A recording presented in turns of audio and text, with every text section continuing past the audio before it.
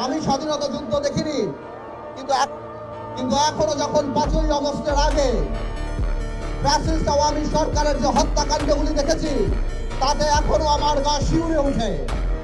ওই রক্ত দেখে এখনো আমার রাতে ভয় লাগে।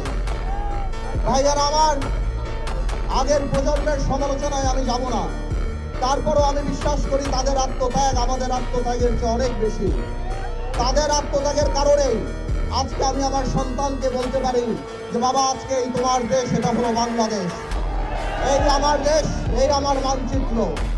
ভাইয়েরা আমার, এই 5ই আগস্টে বছর শেষের খুশি নগদে হবে বেশি। নগদ পেমেন্টে নির্দিষ্ট ক্যাটাগরির কেনাকাটায় 300 টাকা পর্যন্ত ক্যাশব্যাক।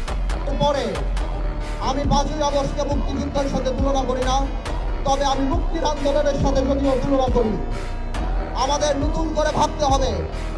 আজকের নতুন সরকার, তারা বলে